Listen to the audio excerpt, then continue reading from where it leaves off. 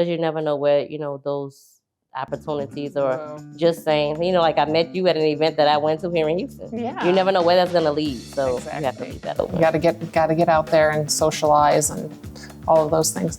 But you're right, that band that played that night, they were so good. I was like, they were really good. And I'm like, I don't know, I haven't heard of them. Maybe they were local, I'm not sure. so we got a message maybe like 6 months afterwards. She's like, the people are arguing. They're fighting over, want to pay more money to get, someone else to bypass someone else to stay in the room. And I'm like, oh my God.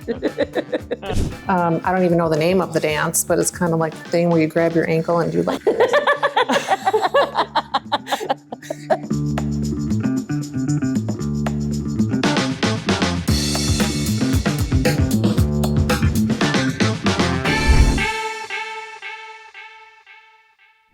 Hello, everyone, and welcome to Design Discussions with Nadine. I am here today with Ms. Tiffany White with Midcity Design Group, Yes. and I am very thrilled to have you on and talk about all things design. So I'm welcome. excited as well. Thank you. I'm excited as well. So I met Tiffany at an event that we did, Azuri Casa, which I have a video on that, that was such a fun night. It was.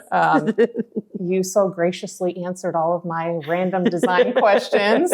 And I love doing stuff like that. So it was great to meet another lovely designer. So I want to show everybody some of your work and talk about fun stuff and some horror stories possibly, and kind of get into all the things. So my first question is kind of get people to get to know you a little bit, is how long have you been a designer and kind of what made you want to be an interior designer in the first place? So I have been strictly an interior designer primarily for about 7 years now. I started in this industry in home staging. That didn't come to me as my career choice either.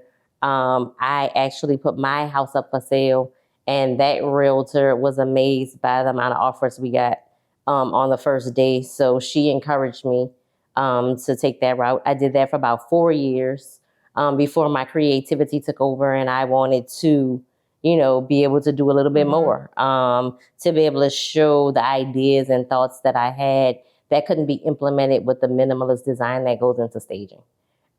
So I've been doing that for quite some time, unofficially, considering it's my second career in life. I did it unofficially for about 3 years. So we're about 4 years as official design firm, and as me leaving corporate America to pursue interior design full time. Okay. And it seems like it's something you truly love, right? I do. You have a passion for it for sure. I love it. I love the ability to, take ideas you may have, put a fresh spin on things.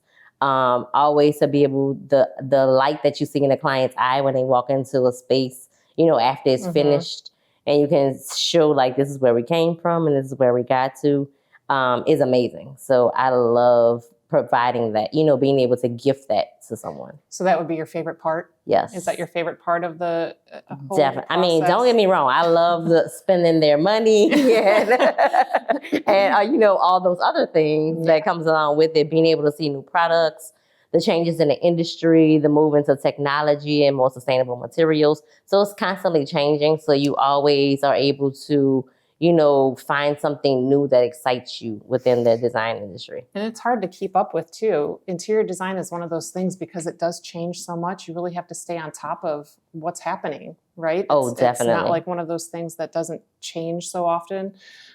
So that's I know for me too, that's, constantly studying, constantly reading, researching, looking at new products. It's a never-ending struggle. Yes, and they try. The industry really does try. Like they have a lot of events, lots of webinars and seminars that they put on to try to introduce what's new. But it's a lot that can happen within a year's time in the design industry. So, as a designer, you have to choose what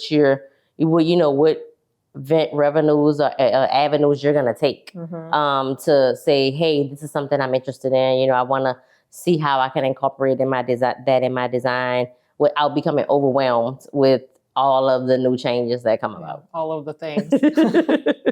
And you mentioned technology because, yes, that's something that's really coming into fruition with interior design too, from all of these, smart homes to, we've done some showers that are pretty high voice tech. command. Yeah. Yes. And then I'm like, I didn't study anything about, Right. electronics and this and that, but it's like you kind of forced into knowing too, what's new on the market. Mm-hmm. And this is what people are wanting to incorporate into their spaces now. So it's it's pretty challenging to keep up with those too. And it's as clients, it's hard to explain sometimes, why you may not be available. But if you don't attend, different conferences and things, Mhm. then you miss out on information that you readily need to stay competitive in the market. So, you need to go to KBIS, you need to go to these different conferences to make sure that is, but that also requires you not to be at, working within the business at that time. Yeah.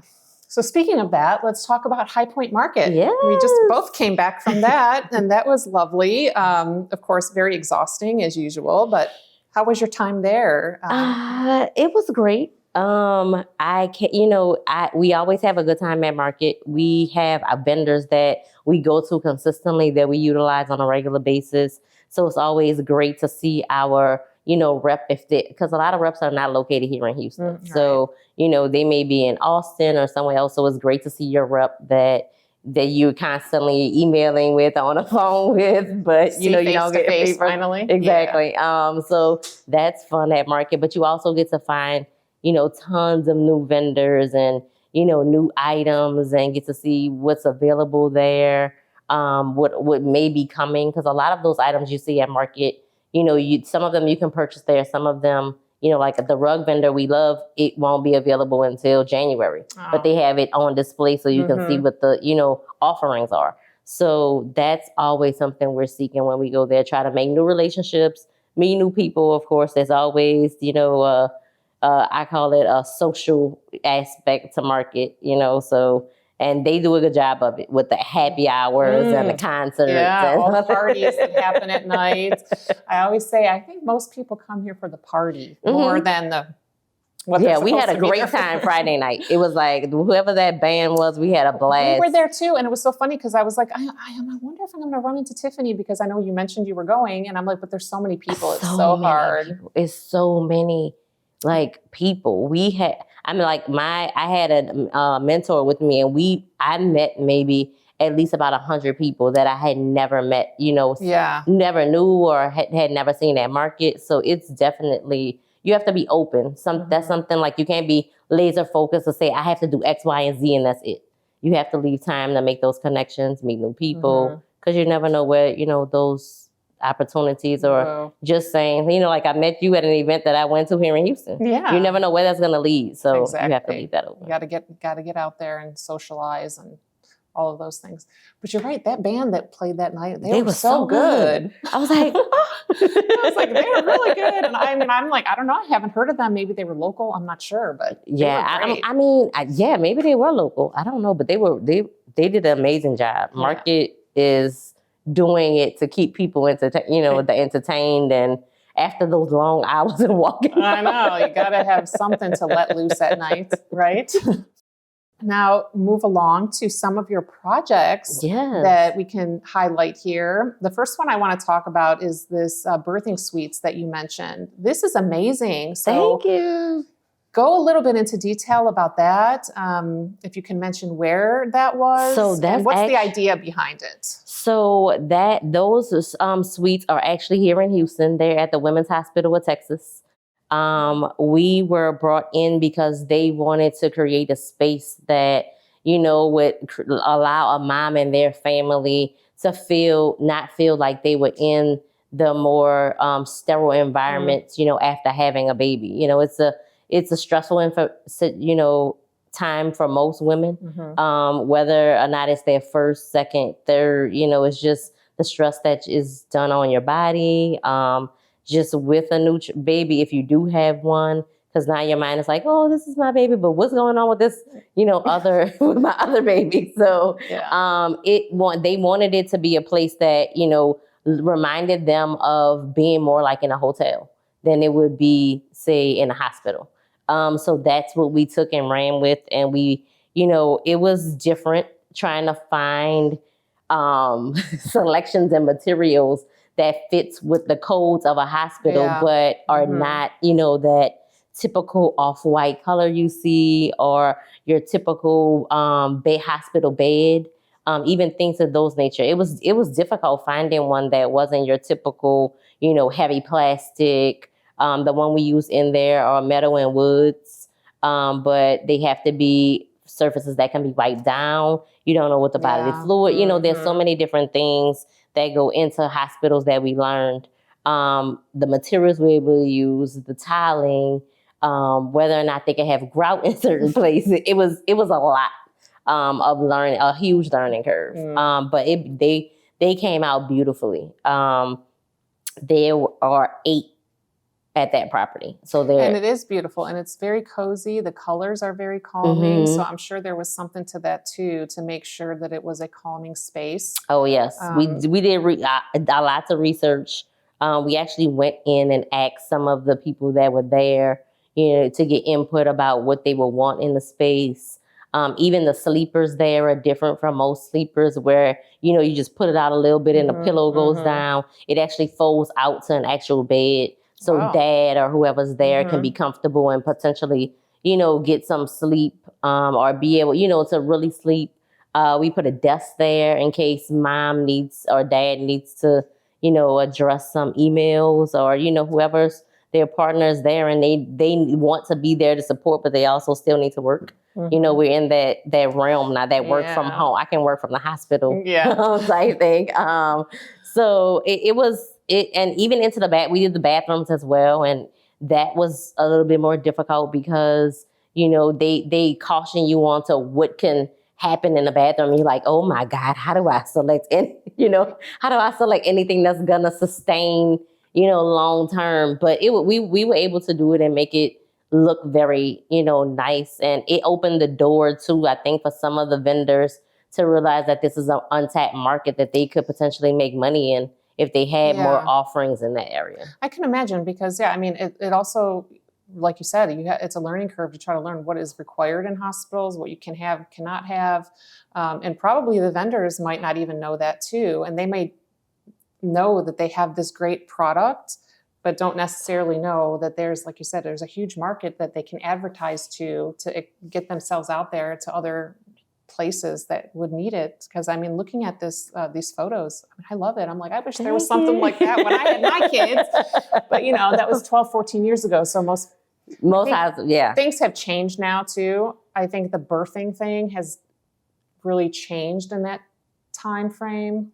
Well, a lot of things have changed, but there's a lot more focus on comfort and designer things. And, even with social media out there, there's so many sites that I see now, or even, on TikTok and things like that, where moms can get advice on things. I'm like, that didn't exist. So I know I kind of went off course there for a while. I understand that completely. Like I said, we actually, questioned to find out, moms that were there saying, hey, what would you like to see? Or what would have made this a better experience for you? Just to try to implement some of those things inside of it. That's great. Field research. Which is the best. The best you can get. From the people that really will give their honest opinion and that need it and will use it. Exactly. So that's really good. So we got a message maybe like 6 months afterwards. She's like, the people are arguing. They're fighting over, want to pay more money to get, someone else to bypass someone else to stay in the room. And I'm like, oh my God. They have 8 of them, don't they? Like, are they full? She's like, they stay booked. And I was like, well, good. I'm happy, That's great. Congratulations on that, because that's amazing. Thank you. Beautiful. So we're going to take a break from that design talk and move on to our first segment of Roles Reversed. Yay. Let's do this one. What's your go-to dance move when no one's watching? Oh my goodness. Okay. I don't even know what is the name of this dance, but it's one of those things where when I'm listening to old school 80s, 90s rap, hip hop. I don't even know the name of the dance, but it's kind of like the thing where you grab your ankle and do like this. By your laugh, I know you know that dance, but I don't know what it's called. And anybody who knows me when we're having fun will know that. Yep, she breaks that out in a joking manner. I actually do have some pretty good dance moves, I think, in general, but it's all for fun. But that's it. I'm embarrassing myself on my own channel. Okay. I got one more for you, but this one's a little bit easier. Okay. Hair care or skin care if you had to choose only one for the rest of your life? Hair care.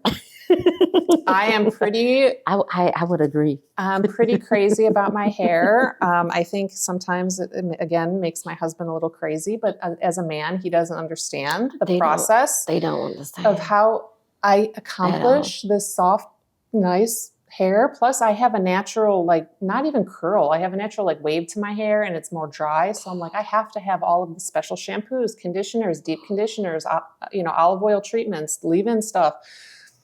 It's a process. So same. I think I would pick when that. my hair isn't looking right, I feel like none of me is looking right. And I don't know if that sounds too vanity or whatever, but you got to feel good about yourself, right? You do. So I feel like, if my hair is out of whack, everything feels out of whack.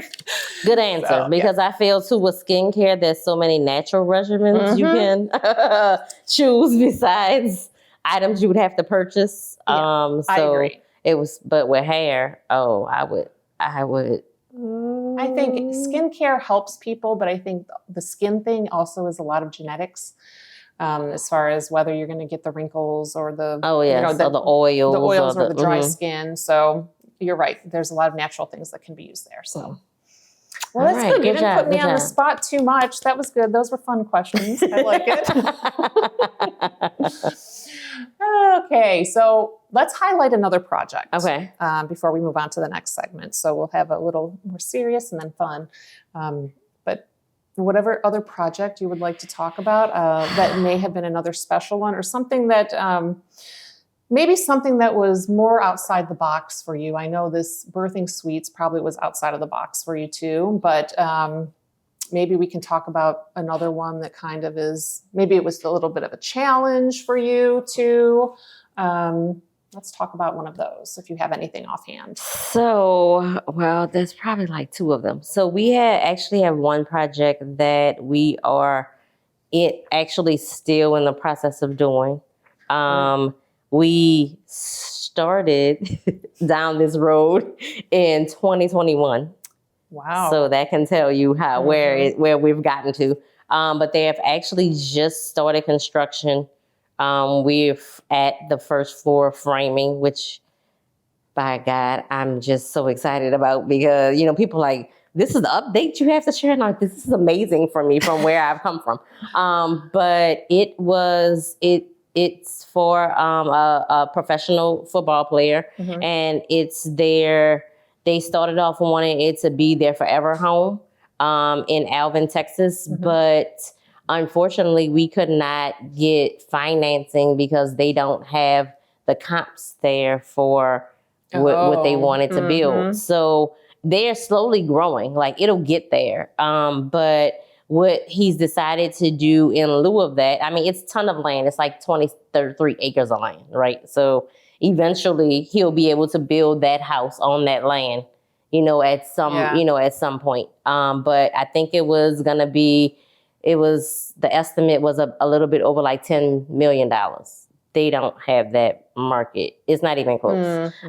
So we're actually building a barn dominium on there right now. So it was an exciting project because it was my first time, leading our team or coming up with the team. So we actually worked with them to select an architect for the design and actually design the property with the architect. Wow. So that was something we had never done. Usually the designer, as much as we would like to come on that early, we're usually after, that stage has come to fruition. So it helps out a lot as far as like where placement is. Like, no, you will not put the bathroom next to the kitchen. Or, like just simple things that nobody, that a designer thinks of that architects are just like, it's easier here because of plumbing, so. I think that might answer a lot of the questions too about when you find like, pre-built homes and communities where there's things in places where you're like, Why? why is that powder room in the middle of the living room? Like, so I think that is probably the key to what you just said. Yes, it There's is. no thought process. It's just what's easy. It's as far as like a financial aspect and easier to run, plumbing, electrical, things like that is where their mind goes more so as the design intent of the space. So it's been a while. It's been a project and amazing, but it'll be amazing, at the end. So, and it's a full project. We get to go from, conception all the way to designing the inside. So we are hoping for the build date to be done by March. So I'm hoping by like about the end of April, we'll have all the furnishings and stuff in. We'll get you guys to come out there and take a good look at it. To see that. For sure. But and I call it they call it a barn. It's a 3-bedroom, 3-bathroom, 2-story. It's basically a house. Yeah. But for them, it's nothing in comparison to that dream house or the house they're currently in. And we actually designed the outside to look like a barn. Well, so I'll have to show you them. I've seen some of those barn dominiums and they're beautiful. Yes. So they're some more beautiful than some houses sometimes. Like, so there's nothing wrong with that for sure. So it's a pride, it's one of those pride projects where you're like, oh, this is like my little baby and I got to do it. Like it's mine. I'm going to want to, live there when it's all over because I put, we put so much into that design process, making sure things were, just right and making sure the layout of different things and that the client got some of the aspects that they wanted in that, house that they can't build yet inside. So there'll be like a golf simulation room. And and they'll have like a bar lounge, like a real bar lounge in it. So it'll be, a little bit fun, swanky. You kind of get to mix a lot of different design styles within the space. So that's wonderful. I'm excited about that. That's amazing. And I'm sure being in business for the time that you've probably had some stories of horror. Oh yeah. as we all have, it happens. And it's, we talked earlier about it. It's one of those things that it does happen. So what would you say is give me one example of a story that you would consider a horror story that you can tell us about? Well, I'm actually going through one now. So we are doing a music studio in Houston and we ordered this amazing 3D tile. And we delivered, they confirmed all of the boxes we needed. It's not going in a huge space. It's literally just wrapping some columns to give it like that dimensional, cool space that, as you walk through the entry. But so we have it there. The delivery company came twice, said they couldn't deliver it to the space because it needed to they need to have a loading dock. Oh. But on the paperwork, it says no loading dock. Call in advance to make preparation, to prepare. I'm like, it says it on this paper. What issue are we having? Why? They came twice, did the same thing. Finally, I just sent my guys. I was like, hey, can you go and pick up this tile? We're not going to be on track to stay with our timeline if we don't get the tile. They go to pick it up. The people start installing the tile. It's not all the tile. Oh my. We go back to the delivery company. Hey, the vendor says this many boxes was delivered. This is how many boxes we have. Can you please find the remaining boxes? They can't find it. They have no idea. To this day, they don't know where it is. They can't find it. So now we are trying to come up with a creative way to finish the column because they've already started installing them. That's not good. I know. That's not good at all. The only good thing about it is they do make the tile in 2 different colors. So we end up having Bear come in and do an exact color match. So my thought is to get the other colorway and then have them paint it to match the color of the tile that's already there, but that's a lot. You know, we're trying to juggle with the delivery company to pay for tile that they can't locate. You know, the tile company doesn't have enough of the other tile for us to complete the space. It's going to be shipped in the end of December. Oh. So, so definitely you know, some creativity there. Yes, which is it's a real horror story for your client to be like, oh, this looks amazing. Look at the progress. And then it's like, yeah, but we don't have any more of this to be able to complete the job. So yeah, the horrors, there's never a project where something doesn't happen, whether it's big, something small, you know, like they only sent you one pillow or something comes damaged and you need to have, you know, your trusted furniture repair people come and, you know, patch something, you know, fix a scratch or something like a dent or something. But I tell my clients you're always going to come up with something throughout projects. So don't, you know, if you get to the end and nothing's happened, beware. It'll happen right when you think, oh, yay, everything went so smoothly. Something will hit you right at the end. Yeah, it happened. I mean, whether or not it's something that you order and then it's on back order, or, you know, something comes up along the way during the course of dealing with a project and having so many different, you know, processes for interior design. You know, by the time you actually get an item approved to purchasing and procuring it, you know, there are things that may happen, like it may not be available anymore. You may have to reselect. So there's different things or hiccups that you always got to deal with. That's true. That's problem solvers and things of that nature. Yeah. Alrighty. So segment 2, we're going to talk about now. This is another put you on the spot kind of situation. Okay. I'm ready. I'm going to give you 30 seconds to answer this question. Okay. 3 things that you would never put in a bathroom remodel. Oh gosh. Probably a standard tub. I would also never put those big sheet mirrors. I can't stand the sheet mirrors. Full the full wall mirrors. Mm-hmm. I don't like those at all. And I probably would say that I am not a fan of towel racks. Hooks, yes. I think you get more use out of it. You know, a towel rack, I could put one towel on it. Like, is that a useful piece to have on the wall that sticks out that you're gonna bump into in the middle of the night? I don't think so.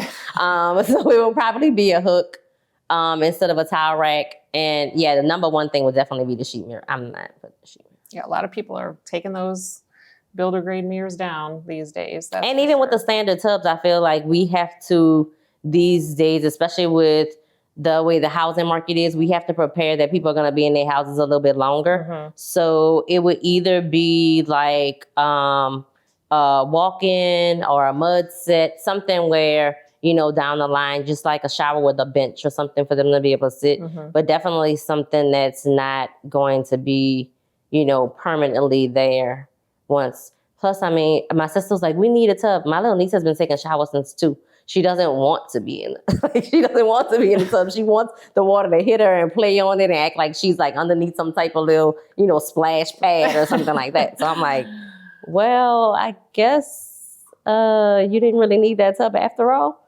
She doesn't even use it. She uses her mom and dad's shower. So yeah, I think it's all about, you know, the necessity. It's one of those things that any tub, right? I feel like, because a lot of people ask, you know, they don't want to not have a tub because resale value and things like that. And I always say, just, you know, do it how you feel like you want it. Right. And standalone tubs, I'm all for it. But that little standard tub that goes, you know, in those secondary bathrooms. Tub shower combos. Yeah, nah, just spend a little bit more money. I mean, this is just a few hundred more. It's not like it's going to break anything. And then, you know, people see that more when they see that full glass in the bench. They're like, ooh, you know, the thought of that tub is not always the first thing that they're going to be looking for. Yeah, it's a little more fancy schmancy, I would say. Yeah, that's good. So segment 3 is another fun segment I like to call expensive or not. All right. So we're going to bring you an item here and I'm going to have you look at it and you're going to tell me if this is expensive or not and why do you think so. Okay. And then I'll let you know once you take a look at it. So you can hold on to that. Let's see. This should be a it's very pretty. Easy one. It's amazingly pretty. Okay, so there's so many components. Yes, expensive for what it would be used for, definitely. Between the marble and all the intricate pieces that makes up these beautiful flowers. Oh my gosh, is this porcelain stone? What is this? This is amazing. But definitely expensive. I mean, if the piece itself is not, installing it would be. Just with getting the pieces together in the right spots, making sure you have grout sealed within all of these intricate places, that would be probably double the price of purchasing. Well, you are correct. This is an expensive tile. It's about $215 a square foot. Looks like it. It's beautiful. It's a handmade marble tile. Yes. And this tile, actually, we put it in one of the whole house renovations that we did in Sugarland as an accent wall behind her freestanding tub. Yes, that would be a great spot. It's beautiful. It is like quite like a puzzle. It is like putting a puzzle. It together. What is this marble too? Yes. Oh my gosh, that's beautiful. So yeah, so not only is the material itself expensive, you are correct, the installation is also expensive. I could only because the labor on that to just tell the tile guy to sit there and put it together like a puzzle took quite some time. Granted, they did mark them with little stickers, kind of, but kind of but still on site they still could take. Yeah, and I could just imagine how hard it is for like the seams. Oh my gosh, God bless them. Yeah. Yes, look at it. How beautiful it is. Oh my gosh, it's so pretty, guys. Look at these amazing flowers here, and it's heavy, which is also something for your walls you have to consider. Yeah, putting the right material on there to hold it up. Absolutely. What did y'all put behind it, like a hardy backing or? Hardy back, yes. And then, I mean, we just used regular mortar to hold it, but we put a little extra to hold it. But because the pieces are kind of small, it's not, the pieces themselves can hold up there pretty well. Because right. Small, individually big, put together. Yeah. This is so intricate. The little stems and oh my gosh. My client actually found this on a post on Instagram. And she's like, I want this tile, but it was like, it took research to try to find where this tile Of course came it from, is. because it wasn't. Isn't that fun? It wasn't like one of those things where it was the tile manufacturer that posted that picture. It was somebody that posted it from somebody else, like more of an inspiration. So was this before you can search a picture? Because that is like. This was a couple of years ago. Okay, yeah, see. Now that has become like a blessing and a curse. It and it shows you where it is. It's right over here, but that can also be a curse for us. Like we've changed the way we present things to clients because I'm like, they just gonna put it in the search, they're gonna go find it, and I'm like, no, so we do that a lot differently as well, like how we do our presentations.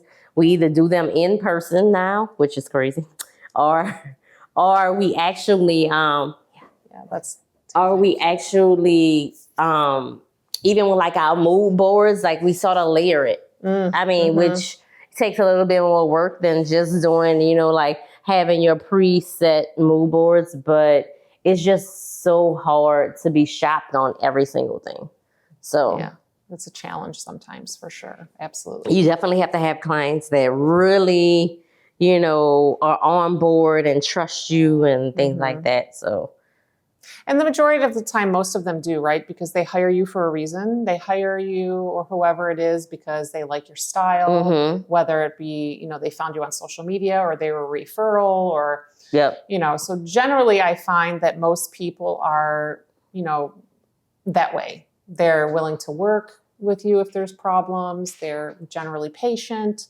So usually I think it goes pretty well most of the time. But oh yeah, and you as a designer, you learn. So a lot of those things have been added to our questionnaire. Like how involved in this process do you want to be, and things like that. So we know, before you jump in and say, okay, like you want every day, want to, update every day. We have like this list of things, so we know because unfortunately as designers, we would love to have just one project, but that project can't pay enough to Yeah. have just one. So you have other people, and, you know, everyday communication, or even the thought of needing, you know, having to respond within, you know, such a quick turnaround time can be a stress on, you know, a firm, especially if it's not a large firm. Yeah, So that's true. Absolutely. That's a, you know, good tip so people can hear.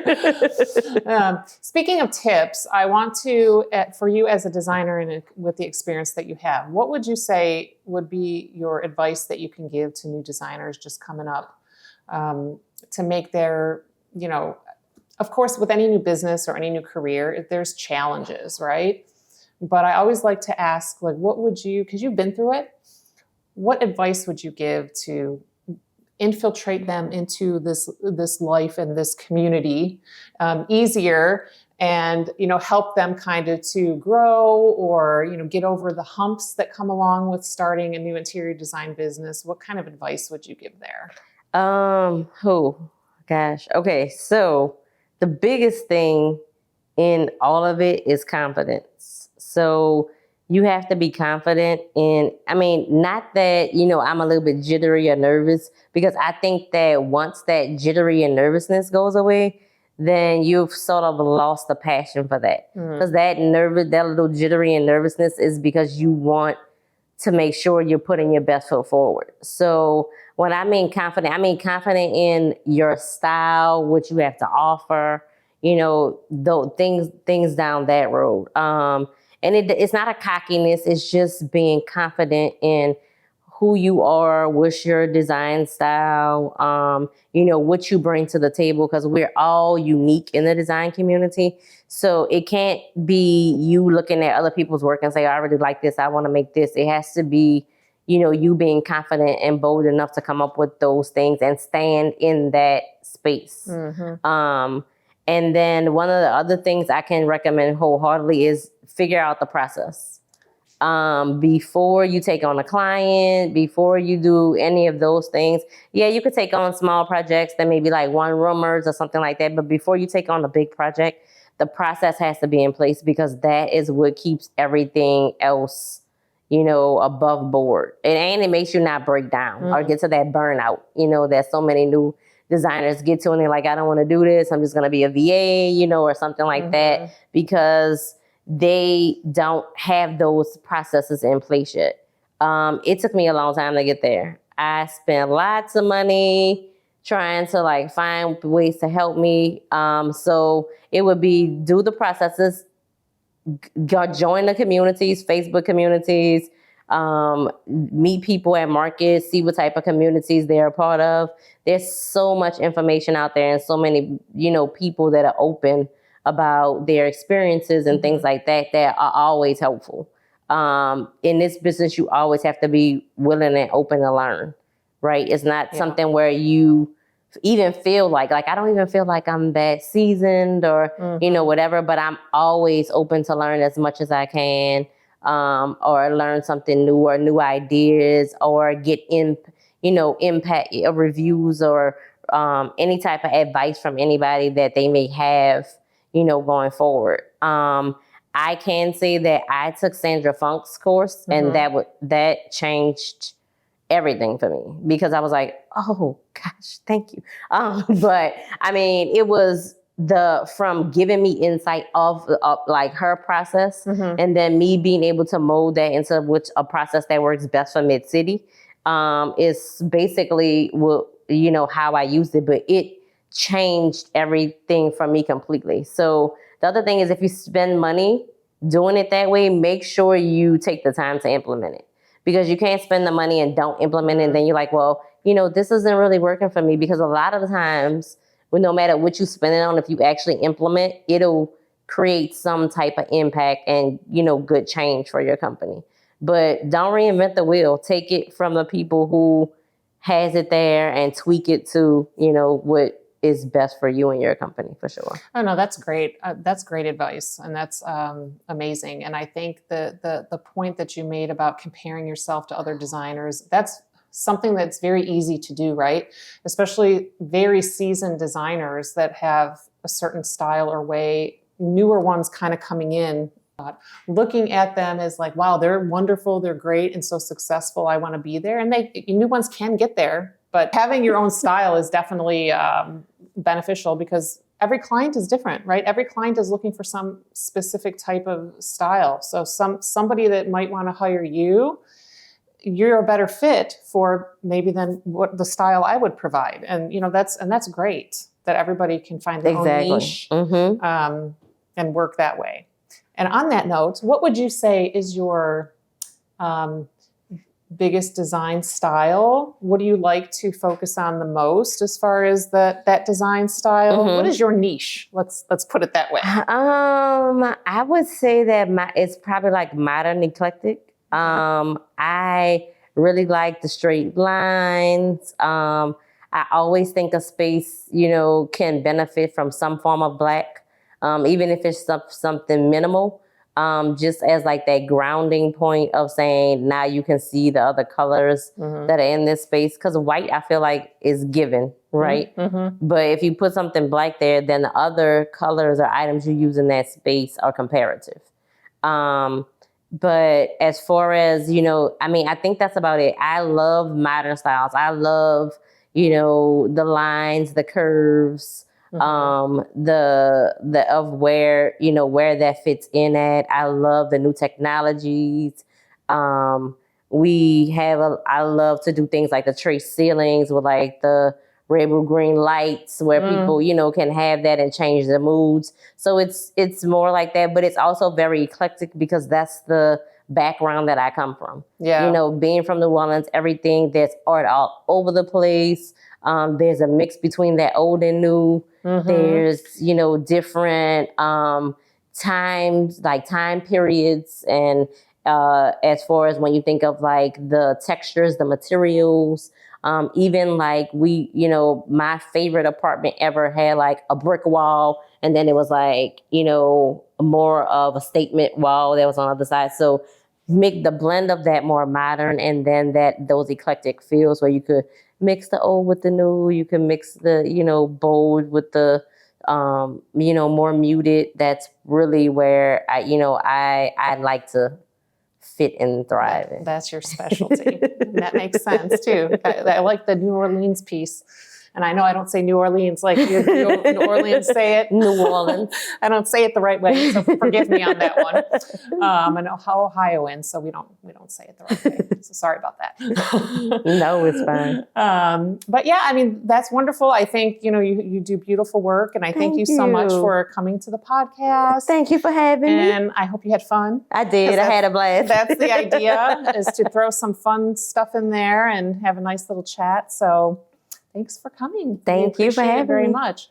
That's all for today's video. Thank you so much, and stay tuned for the next one. Bye.